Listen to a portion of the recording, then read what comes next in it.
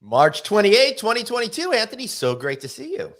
Oh boy, the Oscars. We got to talk about it. Oh, no. I'm Anthony. Welcome to No Vacancy Live. That's my friend Glenn. You're watching the #1 show in hospitality.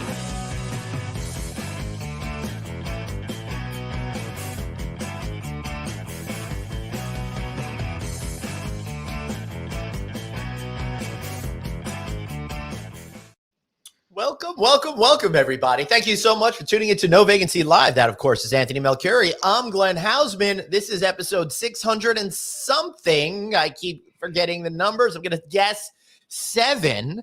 And then Dr. Producer Suzanne is going to correct me. Oh, she's nodding yes. How awesome is that? I got it right. Anthony, I'm a little worried about this Oscar thing. I told you not to bring it up or else I'm going to have to slap you a little bit. So... You know, it was one of the wild things. My daughter texted me. I had woken up in the middle of the night, and I was like, "Oh boy, let me look what's going on." And it's just disappointing. You know, my daughter said to me, which kind of shocked me. She goes, "Well, you would do that," and I go, "No, I wouldn't. I would never ever put my hands on anybody unless there were a physical threat to somebody that I loved, or even somebody I didn't love. I would defend them." But I thought it was bad form. I think it's going to be. You know, of all the things Will Smith did in his life, it's going to be, unfortunately, the thing that he's top 3 things he's remembered for. Oh, and by the way, he's only the 5th African-American man to win an Oscar, which was the biggest story. And I told you it was a great movie and he should win the Oscar. Instead of that being the story, it's another kind of aside that just was not necessary. But listen, he defended his wife's honor, and if that was more important than his legacy, then so be it. And then Chris Rock handled it like a man. Well, what are you going to do, right? He's not going to hit him back. He's hosting, he's on stage at this thing where 1 billion people used to watch. I think the Oscar numbers are down. There's probably 9 people watching these days, but it's a major thing. You don't want to screw something like that up. Yeah, but you know what? It's I don't know. I would think that I would just take the shot and just keep going like Chris, but you never know. Somebody just punched you in the face. No, you never know. I'll tell you what, though. You're talking about punches in the face, particularly when it comes to how much you're charging on rooms. You don't want that. What you want to do is visit ideas.com because these guys are going to help you set rates in a real meaningful way with science behind it. Anthony, they've been around for 30 years. You remember like 30, 40 years ago, people would set rates basically seasonally, maybe just take a dart, throw it at a dartboard, and then that would be the rate they set, right? They would put a rack card out, and they would have 4 rates a year, and you would find it on the international, on the highway system. Right.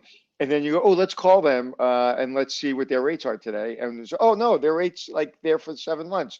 And by the way you kind of brought up ideas was like flawless. Thank you. It was absolutely flawless.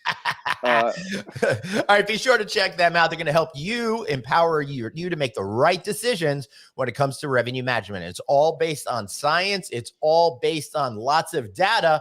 And we know we love data around here. It's not all science. It's a little bit of kind of interpretation. Right, absolutely. And I guess that's kind of where art and science comes together. You, as a revenue management personnel, you bring that art to it. But Anthony, a couple of stories out in the news that I'm seeing today. And one of them, I know this is not going to surprise you much, but a new study from FilterBuy says that travel spending in New York State declined by 64.2%, $14.2 billion from 2019 to 2020 during the pandemic. So not a big surprise there. Soared down, but it looks like spending's coming back, particularly on the eastern side of the United States. No disrespect to that company, but a 5-year-old could have given me that number. All right. But one of the things, Anthony, is last week we were at the Hunter Hotel Investment Conference. Well, at least I was. You were coming in virtually there. And what struck me most was how normal it felt. Not too much like a family reunion, like we've had that feeling with some of these events post-pandemic. Not a feeling of being really sad and depressed, just normal. It felt like any conference from 2019 or before. And it really felt to me that that's the real symbolism of us getting back to business, particularly since I saw so many people talking about deals, hotel valuations, and all that kind of stuff. Yeah, I'm at a brand conference today speaking to the management company of the brand, the internal management of IHG. And No, I understand there's a lot of deals that are coming their way, and I look forward to hearing from them and speaking with them. Uh, but I feel the same way. Every interaction I'm having recently is a normal interaction, and I had to wear my mask the other day, and I was like, "Where the hell's my mask?" I have one for the airplane, but that's about it. So, hopefully it doesn't tick up. Everybody's saying it's going to tick up, but again, is it even something that we need to put our mask on for, or is it just a flu and whoever's sick stays home for a day or two? And you're starting to hear Obama had it, Joe Rogan had it again. Elon Musk. Did I say that right? Elon Musk. I don't know, but he probably spent $1 billion to buy it. He has it today. So but everybody's saying it's very mild, but hopefully we're back. And if there was any indication of being at the comedy show the other day, at Barclay show for Sebastian, there were, like I said, 3 people in the audience, my wife being one of them, wearing a mask. Everybody else was not wearing the mask. Wow. Well, not really not too much of a surprise as we move into this year. Now, because of all the action that's been happening out on the road at these particular conferences, we thought we'd take more of a financial tinge today, talk a little bit about what goes in behind the scenes when it comes to asset management, valuations, and all of that stuff to set you up for deal making. And that's why today we got the incredible Evan Weiss, co-founder, COO, principal, LWHA Hospitality Advisors out of New York City. Evan, I can't believe out of all the years we've known each other, I think this is the first time you're on our broadcast. It's definitely the first time on your broadcast. First of all, thank you guys so much. It's awesome to be here. Not only Glenn, not only is it the first time that I'm on the broadcast, but it had to come through Anthony, who I literally just met like a month ago. So, I mean, it's a little embarrassing. That's all I'm saying for both of us, I think. All right. Anthony doesn't like when I do this, but this deserves it. Poor me. Sad trombone on me. Well, first of all, I want to say I had lunch with Evan because of my friend Peter, who's working with Evan now. And I got to tell you something. It was, you have a very boring title, and it sounds what you do is boring, but you're actually an interesting fellow. Oh, thanks so much.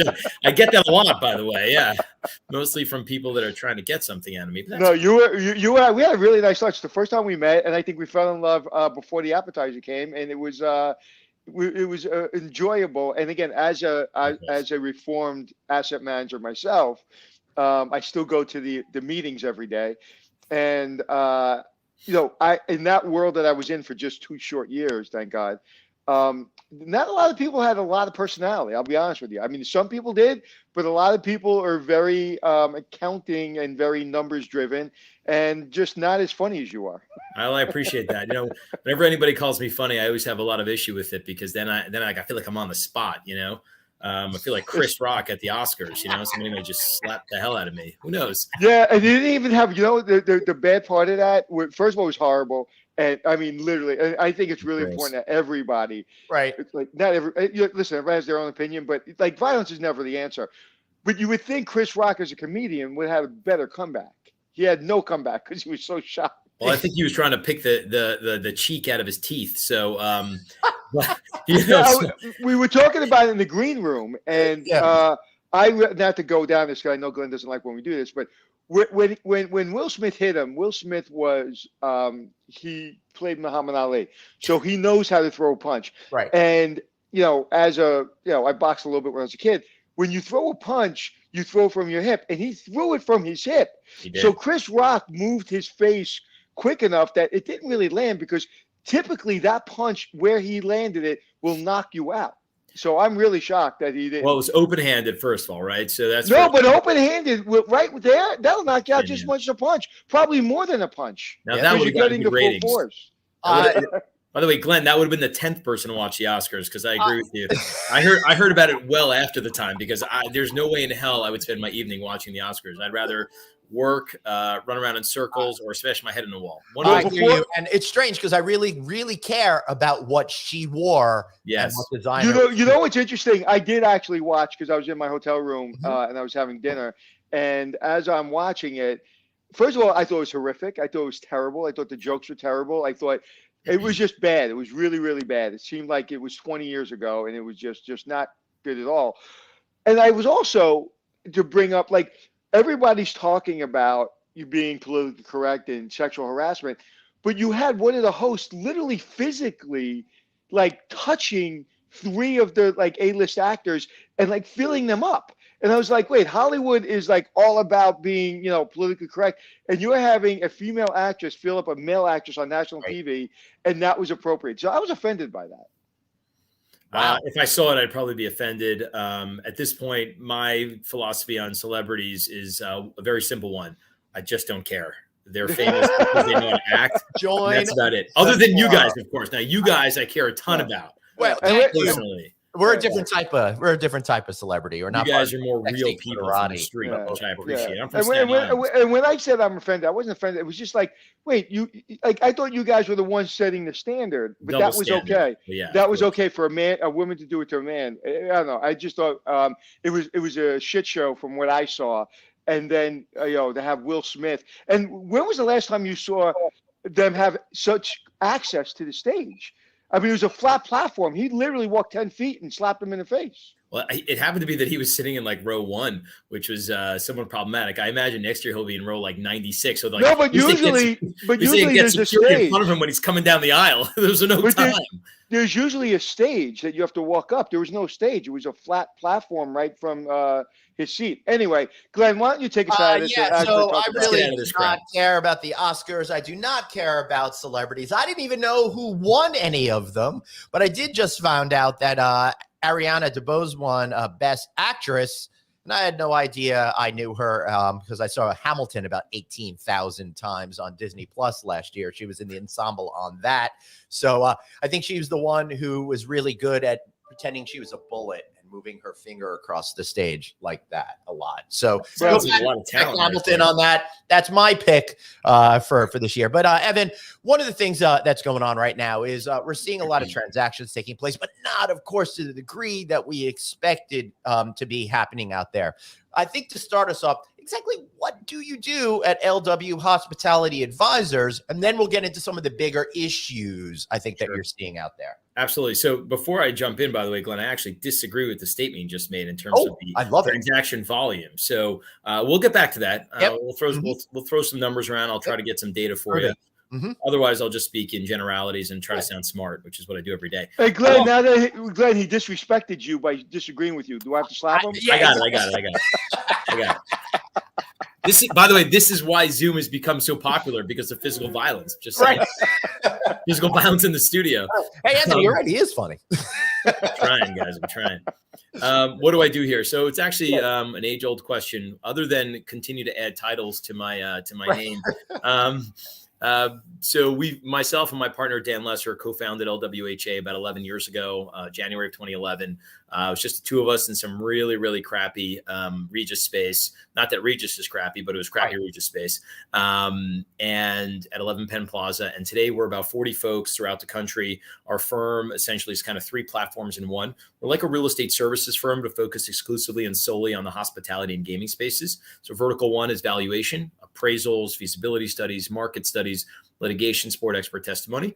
Vertical 2 is third-party asset management. We do a lot of consulting, advisory, due diligence, underwriting, help folks find brands, management companies, really bridge the gap between folks that know and understand real estate, know and understand construction, development, or a geography, right, and really need some assistance. Slotting in the hotel component. That's where we come in. We kind of become that bridge, if you will. Then the third component of what we do is a brand new platform, about 2 years old.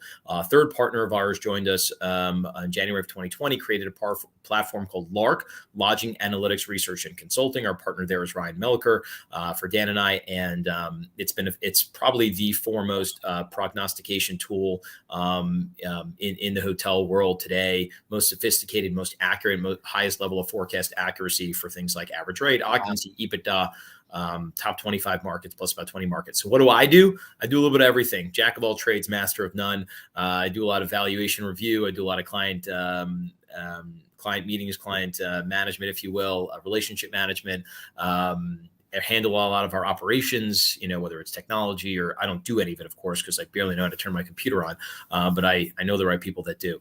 Everything from, sort of the upside to, of course, having conversations all day, every day, just being a hotel expert, really trying to understand the space, where it's going, trying to think strategically, both about our company, its growth, as well as the industry and its trajectory right now, given how complicated it is. So that's a little bit about LWHA and my role within it. Yeah, and if I can wrap up kind of what he does, if you say you're a person that's in a different business and you have a lot of money and you want to open up, say, I don't know, a big box in Boston or New York or LA or one of the 25 markets, you would call him first. If you don't call him first, even before you call your banker, you got a problem. That's the company that really kind of brings it all together. And this industry is pretty simple to guys who have been doing it or girls who have been doing it for a long time, but it's pretty complicated when you really think of all the things that you need to align. It's like, I always say, it's like building a building, right? You see this beautiful building, but you didn't see the big hole in the ground that you had to dig, and then you had to put piping in, you had to put concrete in, you had to put the foundation in before you build this big, incredible hotel.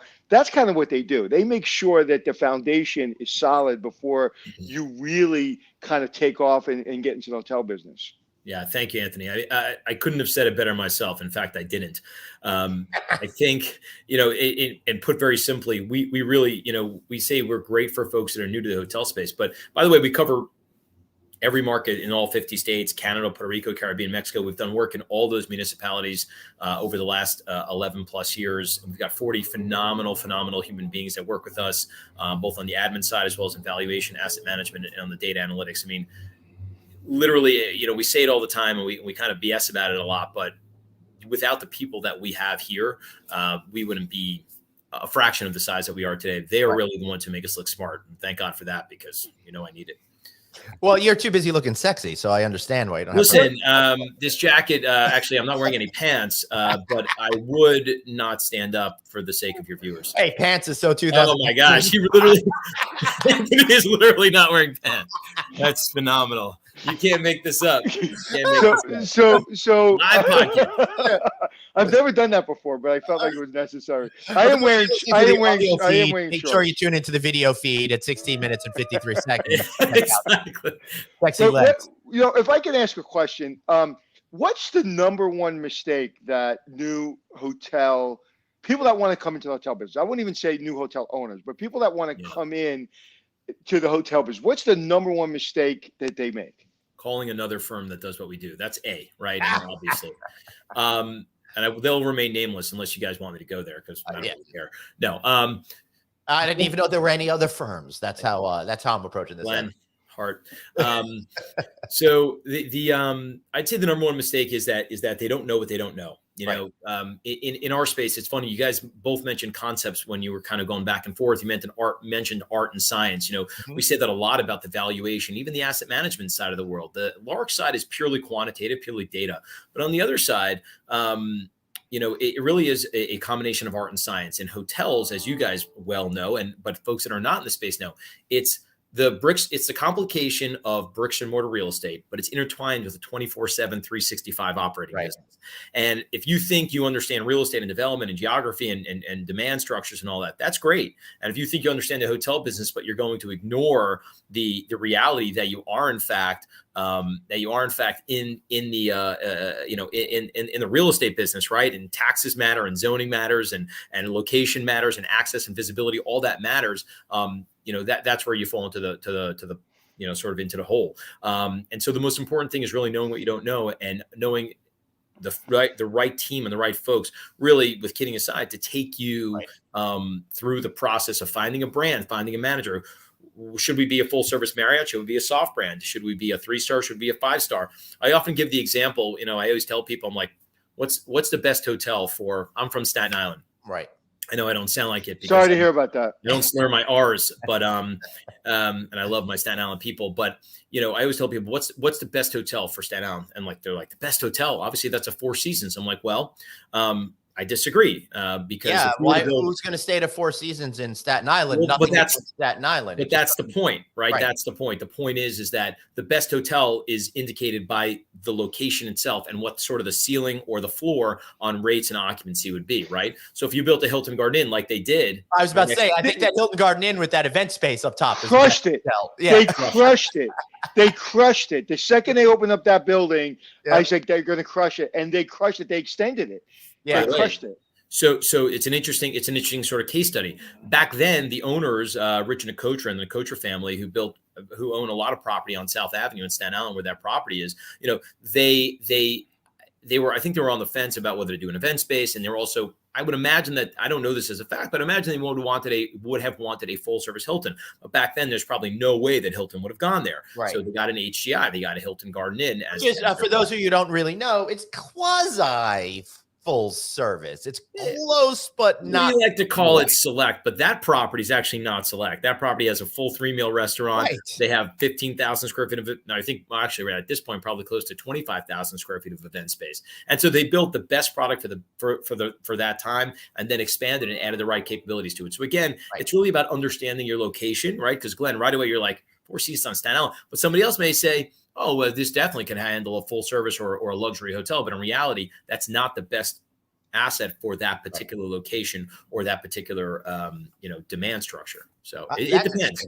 So one of the things that you do is not only for new properties, you come in and you could probably say, hey, if you're going to be changing flags based on a required PIP and this, that, and the other thing, this is the brand that you should go to. And I love that whole notion that you operate with the, you don't know what you don't know, because that's like my whole life here, right? And it makes me highly inquisitive, but you probably get a full panoply of clients over there. The ones that think they know everything to all the way to the ones that are like, I know nothing, you tell me what to do, right? Absolutely. I mean, we on a daily basis, we deal with folks that actually do know way more than we do. We'll do a market study or feasibility for them. Maybe it's required by a lender. Maybe they are just kind of overstaffed. Right now we're bidding on a due diligence assignment, to do programmatic due diligence for a company that has built over 50, 75 hotels and owns about 100, 120 hotels, has their own management company. They know more about hotels than we do, or as much for sure. But they just need sort of someone to help slot in and assist them during a time where they can't find the right personnel, which is a whole labor issue, which we could talk about as well. And talk about, like, people don't realize the reason their brands have grown so much in the last 20 years. Not only they've gotten better at standards, but banks have demanded that owners have a brand for a big percentage of hotels, especially new hotel owners. So talk about that. Like, why is that such a big deal? Before you do, Evan, let me just say the questions are coming in, guys, out there. We will answer your questions shortly. Evan, take it away. Sure. So brands are a really interesting thing. First of all, so at our firm and at a lot of firms, we joke that, oh my gosh, there are totally not enough brands. Marriott only has 30 of them, and Hilton's only got 18, 20 of them, and Hyatt as well, and every day you see Wyndham add an extended stay economy brand, and everybody right at the Hunter Hotel Conference where Glenn and I were last week in Atlanta. So the whole thing about brands is very interesting. So let's take a step back for a moment. Let's remember something. At their core, Hilton, Marriott, Hyatt, IHG, maybe Hyatt a little bit less, but IHG, Wyndham, Choice, what are they? They're hotel companies, yes, but essentially they're branding and management and marketing companies, right? They're all about very much focused on unit growth, obviously maintaining quality, but quantity is a big thing to them. And so they're really branding and management companies. So they've created this aura to be able to be something for everybody, right? You want a big full service Marriott with 1,000 rooms and 200,000 square feet of convention space. Boom, you go be a Marriott. You go be a Marriott Marquis, Marriott Grand Marquis, whatever the hell it is. You want to be a Hilton Signia, which nobody knows what that is. Sorry, Hilton, I love you guys, but nobody knows what a Signia is.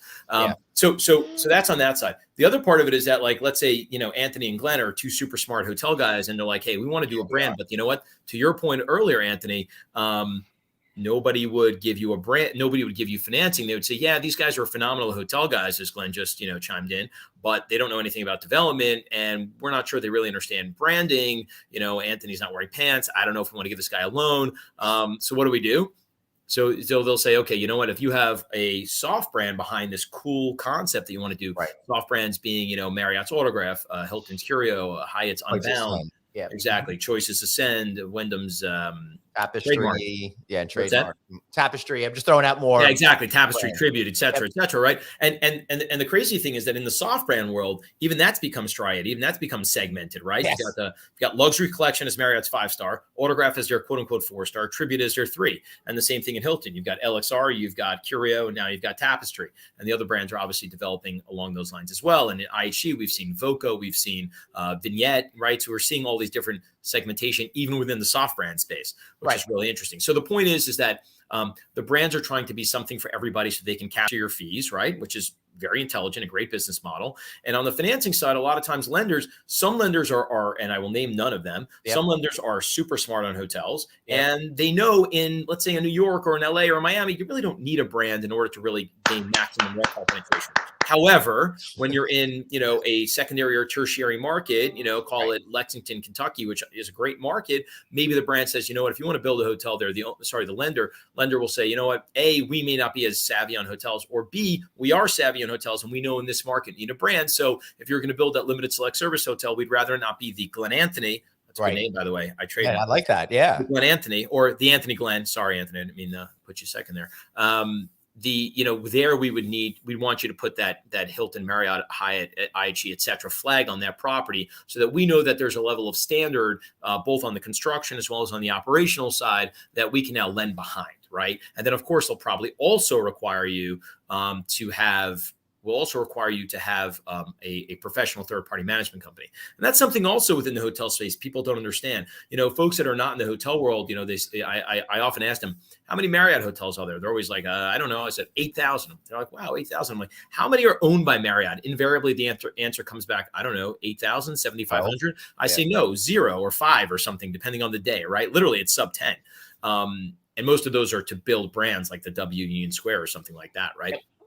And then I say, okay, well, then obviously I go, how many do you think Marriott manages? They're like, oh yeah, I mean, like at least 5,000-6,000 of them. I'm like, yeah, probably like 500-600 of them or something thereabouts, certainly sub 1,000. They're like, well, what are they? I'm like, they're license agreements. So when you have a hotel, you've got ownership, in many cases, a separate third-party manager, and in many cases, a separate franchise or brand or flag organization. Yep. And then as you guys know from the worlds we come from, on the sales and marketing side, there's even further sort of soft brands, if you will, preferred, leading, small luxury hotels, LWHA, all these different kinds of companies that are sales and marketing representation, but also somewhat branded type entities these days where, especially not to get too granular, but on the booking side, their GDS codes go through those brands. So there's so much complication to it. I tell people all the time, they're like, oh, wow, this sounds really complex. And part of my job is to make the hotel business sound as complex as friggin' possible so that when you have an issue, you got to call me because you can't possibly figure it out yourself. You've got to be a Mensa member or,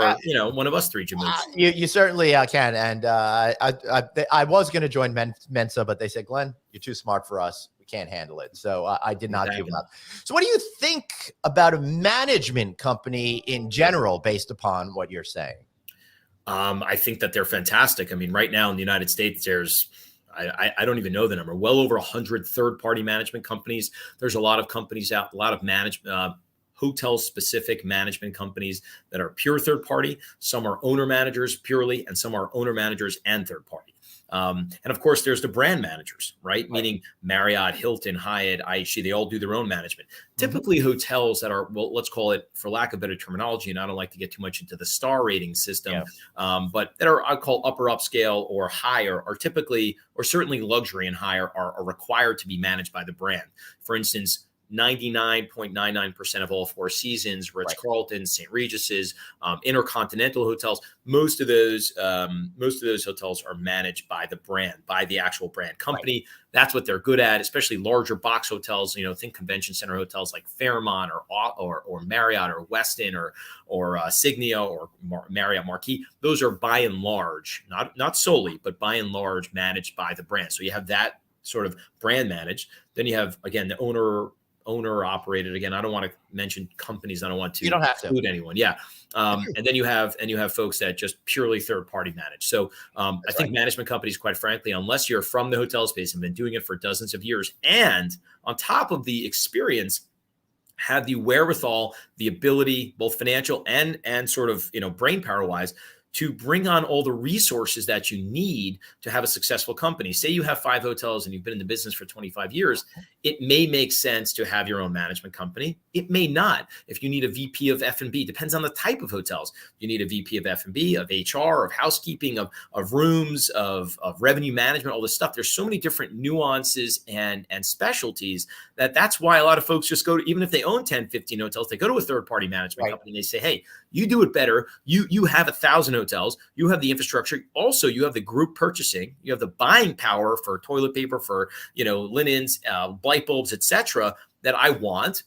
I think it's actually more economical for me to say, hey, I've got 10 hotels. Let me negotiate a better fee deal with you, or maybe a revenue share deal, whatever it may be, rather than starting my own company, because it could be a couple of $1 million in salaries, and the profit has to be there from taking out the management entities. So. Yeah, and Chris, Chris is of course the CEO of Chesapeake Hospitality that Daniel was mentioning in the comment section. But Evan, we're seeing more commonly, at least my understanding is the relationship between management and owners is becoming closer. I'm seeing more and more deals that go through where the management company has to put up some sort of money as a psychological buy-in that they're going to be doing the best job as possible. Is that kind of what you're seeing out there?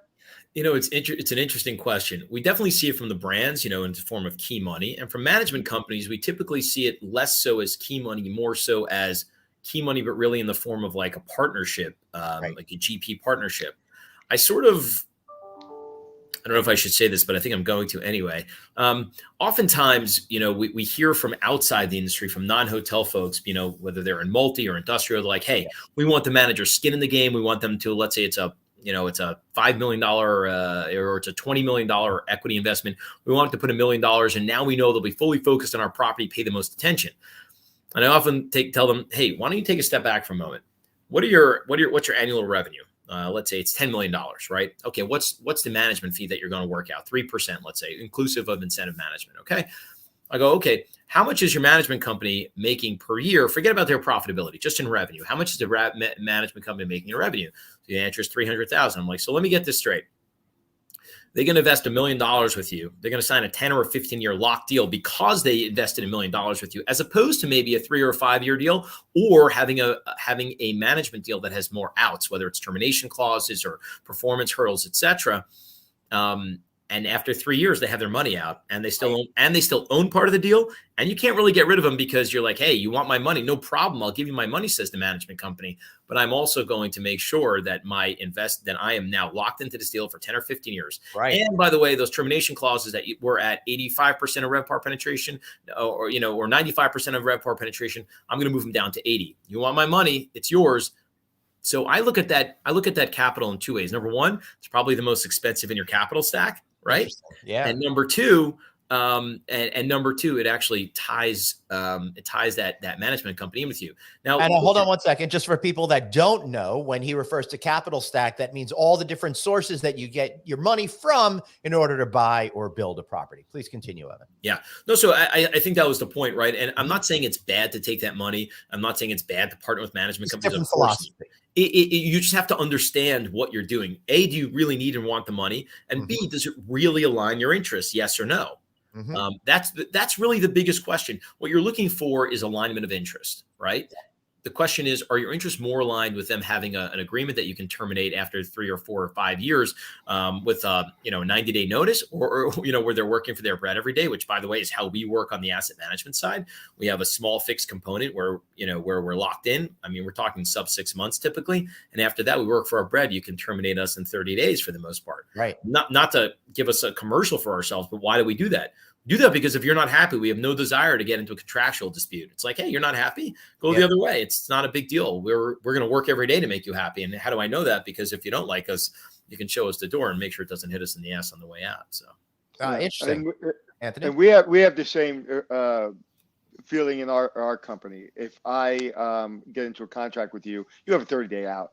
You don't want us. We don't want you. We're out. So I think that it just makes me work harder because I know we have to prove ourselves all the time. Number one. Number two, tomorrow we're going to do a remedial podcast to explain to the audience everything you just said. Sorry. Okay. I apologize. No, listen, for me, I was just like, it's just great that after 30 years, I can actually stay up with you, everything you said. But I would imagine if I was a young manager, I'd be like, what the hell did he just say? Yeah, if we missed anything out there, just drop a note in the comment box and we'll try to. The good thing is they speak very slowly, so I'm sure they get it through that. Yeah. Yeah, you speak faster than they can. Yeah. You speak faster than me, which is fantastic. I got to try to get a word in between you guys. I mean, geez. Hey, what are you talking about? I think 90% of the conversation's been you, which is fantastic. That's why we do this show. I know there's quite I think must have been Anthony ever, and we're loving it. I think what's really kind of, if I can kind of break it down for everyone, the most difficult thing to do in our industry is be a management company when you're not the owner, you're not obviously involved with the brand, and you're just a third-party management company, because the owner and the brand has one ass to kick, and that is the management company. They're dealing with the call-outs. They're dealing with all the problems. They're dealing with all the issues in the village, in the town. they have the hardest job. And that's one of the reasons I stayed out of the management company business and stayed more in the consulting revenue management business, because it's a very, very difficult business. It is. And like you said, the fees aren't 20%. The fees are 3%. So if a management company makes $300,000 off of one hotel, how many hotels they have to do? Because they have expenses and taxes to pay off of that $300,000. So then they got to build in other incentives, and then they got to meet that incentive. And we all saw what happened during COVID. When COVID hit, all the brands laid off everybody, and they survived. And a lot of management companies either lost everything or got absorbed by another management company that was bigger. So if you want to get into the management company business, I think personally it's the hardest business in our industry. Yeah, I don't disagree. I don't envy those folks. The folks that we know in the management world are extremely intelligent, extremely sophisticated, both in the owner-manager world and in the third-party manager world. And in the third-party manager world, quite frankly, it's probably one of the toughest jobs out there because there's so many options. There's the 1,000 hotel management companies, 1,500 hotel management companies. And then there's the folks that are 40, 50. And then there's the folks that are focused on Columbia, South Carolina, or Wilmington, North Carolina, or whatever it may be, that now you're competing with, the mega folks. I'll name Aimbridge, Highgate, folks that have 500 to 1,500, hotels. And then now you're competing with the folks that have 40 hotels, but you know what? They may be better at your location. But it's so funny because they're almost a brand themselves. I mean, they obviously are a brand, but they're like, okay, I have this Marriott, but I have Highgate, or I have Aimbridge, or I have, name a brand. And they're like, wow, okay, we're good because we know they're good management companies. Well, they become part of the credibility process, right? To your point earlier about brands, I think Glenn asked a question, why have a brand? So why have one of these mega management companies, or why have any third-party management company? And in addition to obviously the day-to-day and the complexity of running a hotel, and to Anthony's point, hey, the last thing anybody who owns 5 or 6 hotels wants is to get woken up at 3 a.m. because their general manager's sick and there's only 7 other employees that are on at the same time. And now you've got to figure that out, right? Nobody wants that call. But the third-party managers or the management companies are paid to get that call. And today, and we can talk about this later in the show here, but labor has become a bigger issue than at any time in my 20-year career. Yeah, we've been talking about labor a whole lot, and Evan, I'd rather use your brain for some other stuff. The question I have for you in terms of management companies is, my hunch is there's been some consolidation. I think we're going to see a lot more consolidation moving forward. I wouldn't be surprised if we get a word of another deal within the next week or so. How do you think that's going to change the way that management companies are? Are banks going to wake up and say, okay, you can have the 4 major brands on your thing, but now we're also thinking about these management companies you should be working with as well. Or if you have this management company, we're not as worried about as brands, that sort of thing. That is a great question, actually. So I would say that with your first point, I do agree. I think there'll be more consolidation. We saw Benchmark Pyramid. We've seen Hotel Equities be pretty active in terms of acquiring and or affiliating with some folks. So to your point about the lenders, I don't think so. I'm not sure. Of course, this is just my gut. I don't think so, because as opposed to on the brand side, and the brand side, there's however many, 6, 8 mega brand companies, right? We've mentioned a lot of their names today. Obviously there's, probably 100 brands out there, 100 brand families. Forget about the fact that, Marriott's got 30 and Hyatt's got 10 and, Hilton's got 18 or 20 or whatever that number is, right? I think there's probably another 50 to over 100 other brands, or have 1 or 2 or 3 or 5 hotels, right? We all know those hotel companies that have one call themselves a brand, which is pretty awesome. Not true, but awesome nonetheless. So, I think that the branding side is one thing. And I think that on the management company side, I don't believe that, because in the management company side is interesting. There are folks out there, like I heard of a management company just last year who I had never heard of before. Again, being in this industry 20 years, we do something between 1,000 and 1,500 appraisals, market and feasibility studies a year. We see a lot. We do work in like secondary, tertiary, and quadriary markets. That's 4 for you, Anthony. Quadriary. Ooh. Yeah, I didn't even hear that one before. Yeah. That's a new word for rural. Exactly. Rural. Yeah. But rural is a tough word to say. So it's hard to. Especially for a Staten Islander. Yeah. Exactly. By the way, no joke.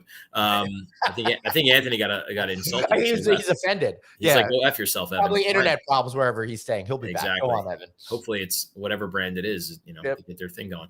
But the point is that there are a lot of companies out there with 50, 100 plus. My point in saying that story is that I never heard of them, but they manage 60 hotels. Right. And if I've never heard of them, they manage 60. I mean, 60 is a lot of hotels. That's That's a a lot of bona hotels. fide, legit, real company that probably has, 20, 30 people in corporate, plus on the ground, plus regionals. So I think that there are enough companies of size, of 20, 30, 40 plus, and there's actually a fairly decent amount of companies with over 100 properties on the third party management side that I believe that the lenders won't delve that deeply into it, because again, even a lot of owner managers tend to do a great job. I think they're more concerned with the booking, with the demand side of things, right? They're not as concerned with the efficiency of the operation because they believe that any decent management company can do a good job, which kind of happens to be somewhat true. Of course, there's nuances here and there, but I don't think they'll go there. That makes a whole lot of sense to me as well. Really good explanation. Kyle is asking, Sheraton Times Square sold for half of what it was bought for in 2005. What do you think about that transaction? And then maybe add your thoughts on, was it the Mandarin Oriental that also sold for really cheap on the Upper West Side in New York City, and some other things that you've been seeing out there? So we have a policy not to discuss specific companies, specific deals, specific people. Also that's just reputationally on the other side of it. And I happen to know a decent amount about that deal, but to be totally candid, I'm sure there's plenty of details on the deal that I don't know. So I'm going to take a step back from that deal. And you mentioned the Mandarin. There's been a number of other transactions in New York that have sold at pricing that's roughly 50% off. The DoubleTree on Lex sold for sub 200,000 a key. The Wagner downtown has been in a fair bit of trouble and in the news over the last couple of years, which used to be the Ritz-Carlton downtown financial district. And there are a number of other hotels that have sold at pretty significantly low numbers. And however, that's all New York City-based properties. We were expecting what we're talking about now to be the rule right after COVID started, not kind of more of the exception. So that's absolutely fair. In fact, the interesting thing about the sales transactional side is that, by and large, we are of the opinion that 2019, call that the benchmark year, whether it's appropriate or not, but on a macro level, right? 2009 being the benchmark year, that EBITDAs will probably not be back to 2019 levels for the next 12 to 18 months or so, depending upon the market. Yes, some exceed them already. Yes, some are not going to be back until 24 months. Yes, but generally speaking, sometime within the next year or so. But hotel values, by and large, are at or exceeding 2019 levels, and that we can go into that. We can go into that for a whole slew of reasons. By the way, that's both on a volume quantity as well as on a qualitative price per key perspective. We've had more sales at 2 million and 1 million per key in the United States in the last 12, 18 months than we've had in any other period of that size and time in the history of this country. There have been more $1 million per key sales. I think there's been 5 or 7 million plus per key sales in just the last 12 months, as opposed to like 10 to 15 in the history of the United States. Think about that for a second. And we've had 2 or 3 $2 million per key sales in just the last 12 months. And prior to that, I think we had 1. So 3x the amount. So the transactional market, for a variety of reasons, is far exceeding the recovery of the actual EBITDA, right? Not that EBITDA isn't recovering, but just much slower than the investment side of the business. So people understand, that's earnings before interest, income, taxes, interest, taxes. Right. Cool. Call it NOI, call it net operating income, call it net income, whatever. Yeah, the more simplistic. I'm sorry. And back to your original question, which was, yes, going forward and stuff like that. Yeah. So it's interesting. There are several reasons why many of these transactions are taking place at significantly low prices per key. And could I take a guess and then you'll correct me? I think some of them, they were probably bought for too much money to begin with unfavorable terms to the lender. And then those were unable to sustain maybe bank payments and stuff like that. Whereas other people might have gotten a better deal when they purchased or built the property, might have been able to float it a little wrong. How accurate to not accurate is that? I would say that that's partially accurate in some cases. Again, it's hard. We're trying to draw generalizations when everything that we're talking about is highly specific to individual properties, cities, street corners, etc. I would say, I'm trying to be somewhat politically correct here, which is hard for me. I would say that if you look at the transactions in New York over the last several months and over the last, call it 1 to 2 years, Anthony, you back? Yeah, I'm not back. Okay. that's too bad. I'm getting We're- some feedback here. We're talking about Anthony. We're talking about transactions now. Okay. Please continue. Are you still getting feedback from me? No, better. Okay. Yeah, everything's fine. Evan, please continue. Yeah. So I would say if you look at the transactions in a place like New York and a lot of markets throughout the country, Right. There's a dichotomy. There are some that are trading at slightly below or even above, even in New York City, pre-COVID trends on pricing, and some that are trading significantly lower. Many of those that is traded significantly lower are due partially to the asset itself, potentially the capital expenditure, the renovation requirements. That Sheraton is a much older building. Yeah. Therefore, a lot more money will have to bring it up to snuff to meet whatever property improvement plans are required. There's also a dichotomy in terms of labor. And I don't want to go too far into it because I like my house. But, in terms of the labor side, most of the transactions that have sold at much lower prices per key have a higher labor cost. Let's just say it like that. And that labor cost makes it much more challenging to get back to profitability. And that has affected the pricing of those types of assets quite significantly.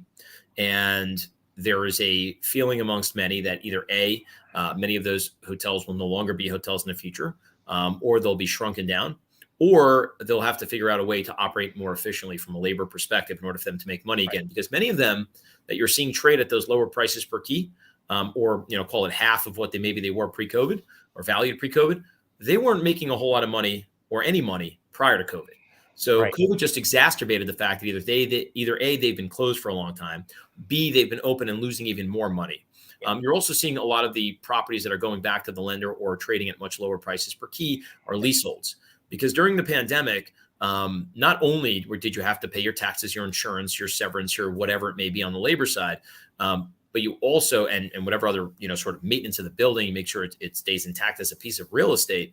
But if you had a leasehold sort of payment or requirement on top of that, it made the whole deal that much more untenable because your revenues went to zero.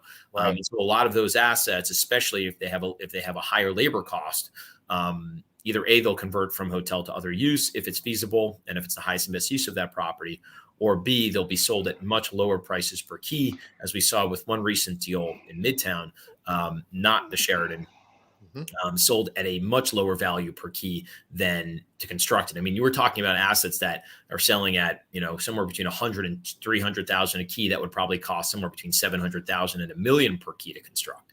So it's a really interesting time. I got a call from a friend of mine that owns a management company, and they said, "Hey, can I just borrow your brain for a second?" I said, "Yeah." So I want your opinion on the deal. So it was a New York City property, and they gave me the deal, and they gave me the price, and I was like, "It's a union property," and they're like, "No, it's not." I was like, "No, it is," and they go like, "No, it's not." We were told it's not a union property. I said, "Call them again, and ask them that question specifically, and then call me back." And they called me back and said, "Yeah, we're not going to buy it because it's union property." Okay, because there's no way that price for that hotel in that area was that number unless there was a very big obstacle to labor. Yeah. And that hotel, I think the hotel, there's actually two of them. I think the hotel, the hotels I'm talking about, those hotels may be on the market for a while. Yeah. There was one hotel that sold in Midtown. Of course, I will not name it. That the brokers asked me, what do I think it's worth? And I told them zero. And the reason I told them zero, even though it had been recently renovated, had a $40-50 million renovation, had a really good brand that was in great condition, in a good location, was because it had a higher labor cost. Anthony used the word union. I'm using the words higher labor cost. Note that to all those listening. So it had a higher labor cost, and on top of that, it had a leasehold for several $1 million a year. And I said, the only way this deal makes sense and it's worth anything is if leasing of, let's call it retail or office space or other parts of the building for another use, leasing that other space could offset the leasehold and for at least 10 years, then the building is worth whatever it's worth, 100, 150,000. When I was there, first of all, I want to say, I truly think housekeepers in New York City that are in union deserve every penny they're getting. And so I'm a big union supporter. However, we're talking about economics, right? You take the hotel, the Westin Hotel in Times Square. to your point, the billboards on that side of that hotel are probably worth more than the revenue coming into that hotel. So there's a lot of different ways in New York City to skin the cat, as they say. So it's a difficult, and that's why you exist, right? That's why your company exists. It's very complicated. When you say to me, when you said, well, what is it worth? And you said 0, that makes perfect sense to me. You know, why did the Mandarin Oriental just sell for $350 million? Right? That hotel, was it 300? Yeah, we briefly mentioned that while you were trying to get back. Okay, right. Yeah, I mean, it was difficult to see exactly what that transaction sold for because it sold for an assumption of debt as well as some cash, right? So it was reported somewhat incorrectly in many of the trades out there, but overall, it's definitely a discount to where it would have sold, call it 3 or 4 years ago. It probably would have sold almost double per key. And if it didn't have a higher labor cost today, it probably would have also sold literally at somewhere between a 1.5 and 2x of what it did transact for. Right. Yeah. Right. Fascinating. All right. So we're starting to run really low on time, Evan. This hour is flying by. And obviously, Anthony, we've got to get him back on soon. So I'm curious as to one of the things that you're seeing in the market right now that you find particularly surprising or interesting or unexpected. So, it's interesting. I don't know if it's right now. So when the whole thing started, I kind of spent my days just calling people, from like March through almost May. I just spent all day walking around my neighborhood on my phone with a charger, just talking to people about what they thought. What are you thinking? How are you feeling? They're like, Evan, we have no business for you. I'm like, well, of course, no shit. You have no business for us. You're not transacting. You're not selling. You're not financing. Everybody's frozen. But how are you feeling? What are you thinking? And we spoke, and myself and my partners, we spoke to owners, operators, brands, management companies, other valuation folks, other asset managers, you name it. We spoke to them. Well, we did the same thing. We just did it on our podcast. Well, you guys did it to make money. I was doing it to make money. We did not do it to make money. We did honestly, any money we made off of this podcast, okay, and it's not what anybody thinks it is. The reason we did the podcast, I'm glad you said that. Not to interrupt you, but I think, and I think I speak for Glenn. We did this for one reason, 2 reasons. One, to save our brains because we didn't know what to do with ourselves. And we were already doing our podcast, but we weren't doing it live and we weren't doing it on video. And number 2, it was to give everybody from the CEOs of the brands to, the housekeeper, a place to come and hang out and be in the neighborhood with us. So 0 reason was financial. Right. I mean, to you guys, maybe a few $1 million a year is not a lot of money, but to all the rest of us, it's inclusive. I'm just saying. And it's not as what you think. All right, fine. Well, we wish. That being said, feel free to donate to our Patreon or hire us for some speaking engagement. Yeah. We should do behind the paywall. Maybe we'll make some money off this thing. I know. We should. Let's do this. Guys, I want in. Just saying. I want just a little bit of a VIG. All right. That's it. One of the things that right. So as I was saying, we talked to all these people. And one of the things I kind of thought early on, based on a lot of these conversations, was that very different than other economic downturns / recoveries. And obviously this one is so different. It wasn't financially based.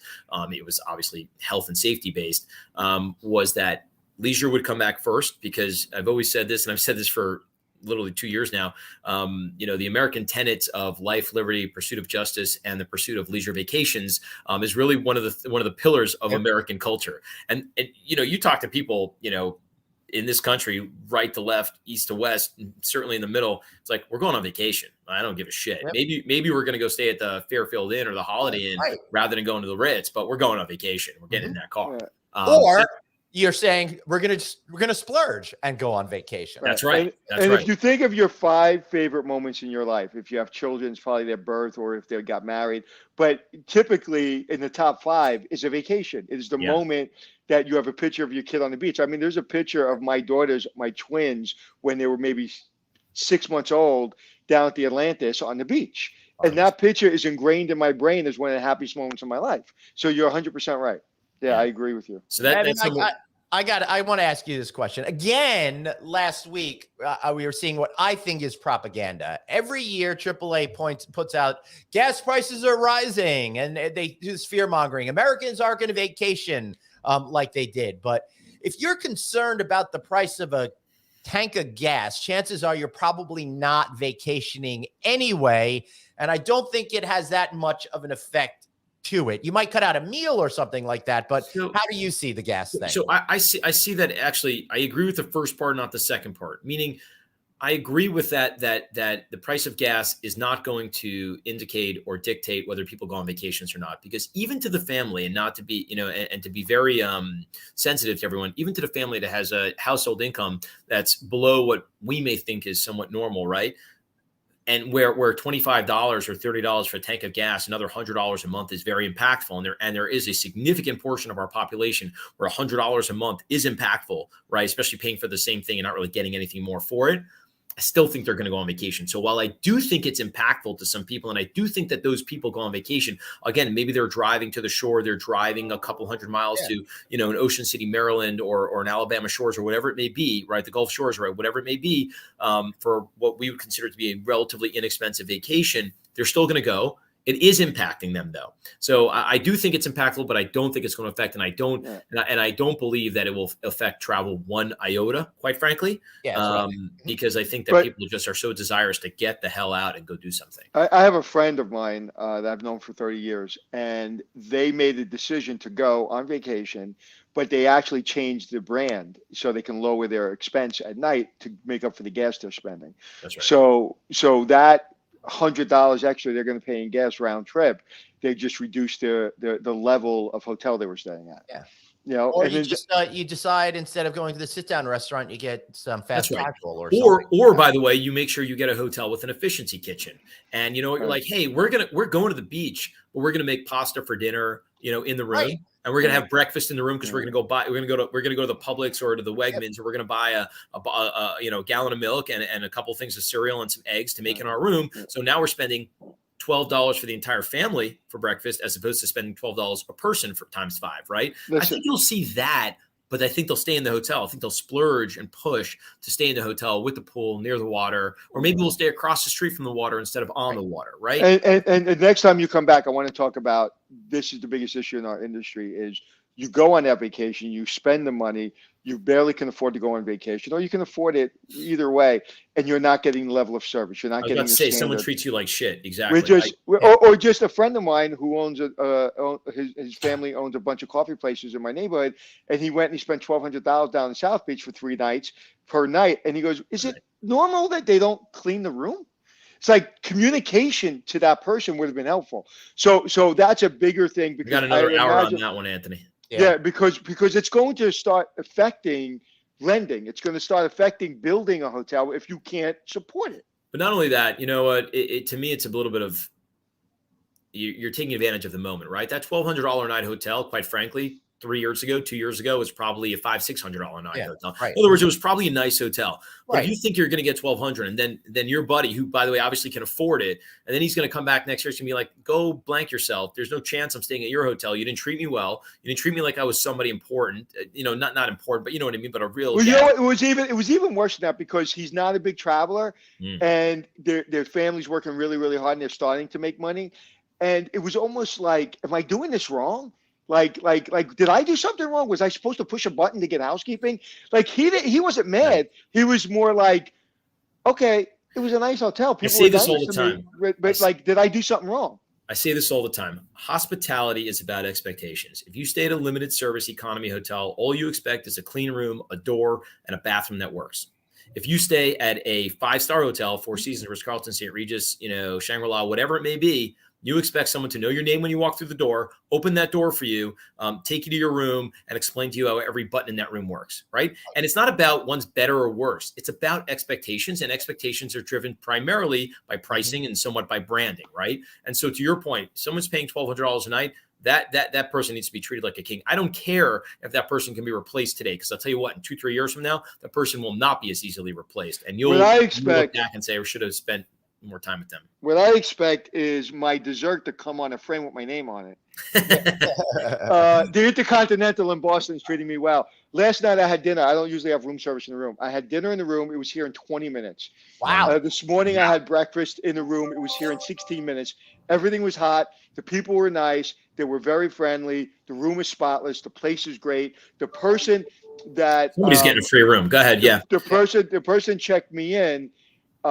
brought me to the elevator, showed me exactly where the elevator was. It wasn't because I'm here on a business trip or because I whatever. It's because that's how they are. I was watching the way they treated everybody. It was normal. You can't fake that, especially with guys like us. You can't fake being nice to me, but the hotel's falling apart other I places. fake it all the time, Anthony. Well, that's different, my friend. All right, take us out, Glenn. Wait, hold on. I do want to mention Grant is disagreeing with us, and I'd like to get all opinions on here. Ooh, I challenge the comment on the gas not making a difference. As one who doesn't have a job today with several friends in the same boat, it does make a big difference. Yes, right. You're absolutely correct, but we were talking to people that were employed and whether again, everything's a generality. Of course, there's people out there that are affected by it dramatically, but overall, again, people will generally speaking, folks will primarily generally stretch to get to that vacation. And again, maybe it's scaled back in some ways. But yeah, and listen, we've all been there, right? We're not taking away that it is very difficult in this economy to go on vacation. So let's put that to bed, because that is not what we're saying. We all understand when things are pinched. Yep. So if there was no disrespect intended, and Daniel, our frequent visitor to our show, is now giving us pointers on the guests we should have. So he's telling us that we should have Evan back, and Daniel says it, so we have to have you back. Yeah, Evan, you've earned a chance for a good shameless plug. How do we learn about you and LW Hospitality Advisors? Sure. www.lwhospitalityadvisors.com. That's our website, or just Google LWHA, LW Hospitality Advisors. Google my name, Google my partner's names. We'd love to speak to you. I'm going to give you a little bit of a little more of a shameless plug here, but also a little inside secret. If you call us and you want to talk about hospitality, we will spend time with you. If we like you, we will spend time with you. Obviously, at some point that gets cut off. But don't hesitate if you say, hey, we're not going to be clients, or hey, they're not going to listen to us or talk to us. Don't worry about it. We will talk to you. We're always happy to talk hospitality, help our friends in the industry, help folks that want to get into the industry. And frankly, truly, it's our pleasure and our passion. So thank you. And unfortunately, Evan said that applies to everybody except for me for some reason. But it has to do with your face, Glenn. That's really why. But Anthony, call anytime. But anyway, I want to really, truly thank both of you for the opportunity. This was a heck of a lot of fun. And I really appreciate the opportunity. And let's have lunch soon. I want to talk to you about a couple things. So let's have lunch the next couple of weeks. Hey, maybe invite me too. I'd love to hang out with you guys. No, that's not going to happen. But damn it. I keep trying. Maybe one day. And we have to say a shout out to Peter Crissetti, who's kind of put me and Evan together. And Peter, if you don't know who Peter is, look him up. He's a rock star. We just work for him. All right. Thank you, Evan. We appreciate you. We'll get you back soon, and I'll see you on the road. Thank you, guys. Sure. Take care. All right. Let's wrap this thing up since we're running so late. Make sure you download the audio version. And if you're downloading the audio version already, why not check out our video version? You can find us on YouTube, mine and Anthony's LinkedIn pages, our Facebook pages, et cetera, as well as novacancynews.com. And if you're not, listen to us on Apple Podcasts, iHeartRadio, Stitcher, all those kind of good things. Listen when you're walking the dog, watch while you're sitting at your desk eating lunch. Anthony, any final words? Thank God for Evan, because I'll just say in the 600 episodes that we've done, or I've done 300 or 400 of them, there's been 2 or 3 people that have been less than stellar, and it's been very, very challenging for us to go through those shows. But when you have someone like Evan on it, it makes up for it.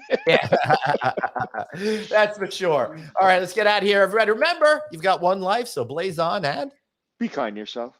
I'll see you tomorrow. Anthony, I think you've got a speaking gig, so you won't be here tomorrow, right? Yeah, I may make it. I think my speaking engagement's going to be over by then, so I'll text you and let you know. All right, hopefully we'll see all of you tomorrow. Thanks so much. We'll be back next time.